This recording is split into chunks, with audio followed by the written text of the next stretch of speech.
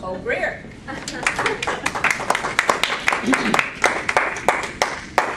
So I think these first two speeches are just absolutely perfect leading up to this, because we're so asleep. We're so asleep and we're so medicated, it's crazy.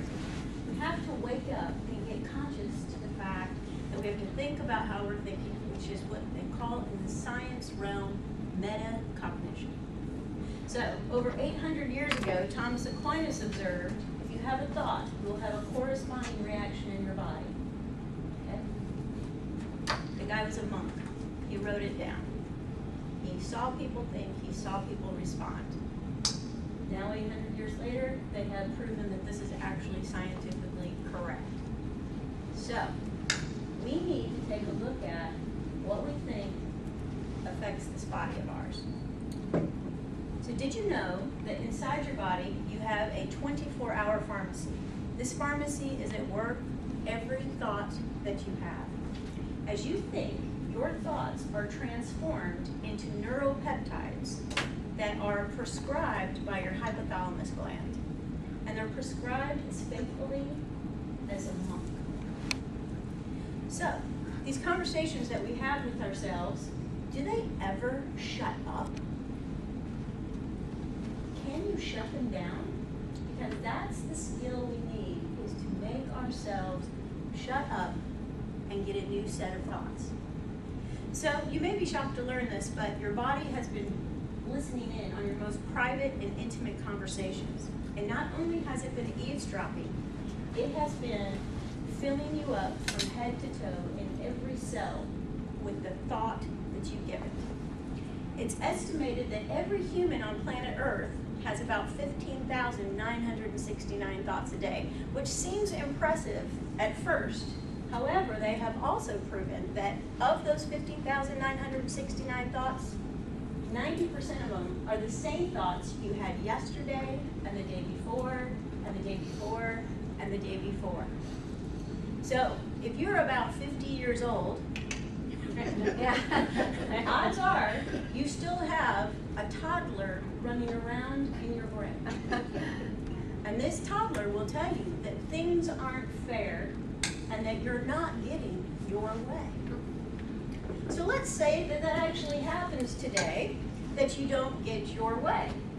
And unless you're brain dead, that's probably going to be one of your thoughts. So let's say that you made your breakfast this morning and you burnt the toast. Let's say that you washed the car and it started to rain. Let's say that you had to park at the Chick-fil-A to get to the McDonald's so you could get your favorite breakfast sandwich. Let's say that you were in traffic for over an hour and 15 minutes trying to get to one of the things you love most, Toastmasters. All of these things start to happen, and when they do, you start to release all sorts of different chemicals into your body. And when you release them, if you don't get a hold of your thought pattern and you don't stop yourself, you're going to do what Thomas Cook says. He says, you're going to start marinating in your own stuff. And it's a choice. It's really a choice. As your body listens to these precious little events that are happening to you, those neuropeptides start to flow all throughout you. Now here's the thing, your mind is subjective, meaning that it can take a subject and it can choose how it perceives that subject. However, your body is objective. It does not have control over the brain. So it thinks about what you tell it to think about. And so you begin to have, instead of a objective mentality about what's happening to you, you just become subject to it. And you become slaved by it, and become a slave to it. So we have got to think about how we're thinking.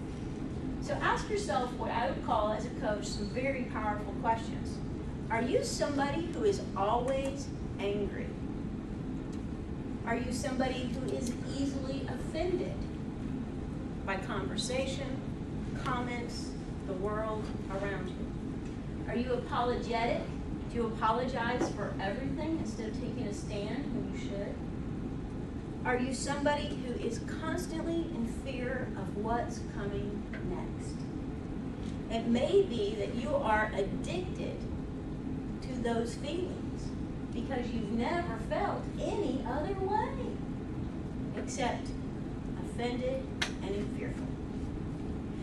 So you've got to take a hold of this mind, and you've got to get those 90%, that 90% where you are constantly thinking the same thoughts, and you've got to shift that number.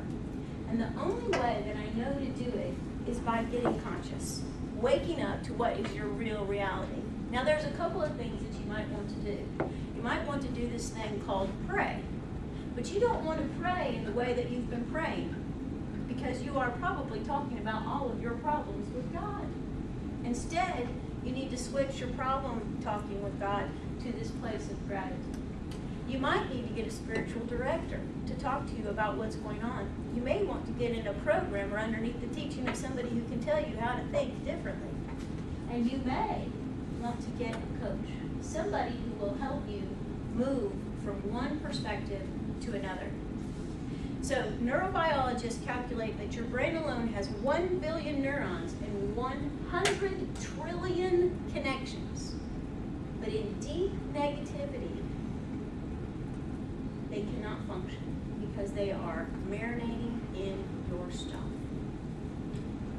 So what I want you to think about is about whether or not you could sit still for a portion of your day, get with somebody like Colleen who can teach you how to do centering prayer, practice the welcome prayer, or get in a dialogue with somebody new who's positive, who can invigorate your thinking and get you going the right direction. Let's shut down the 24-hour pharmacy that is prescribing all of these pills. Take our own pill, which would be joy, gladness, hope,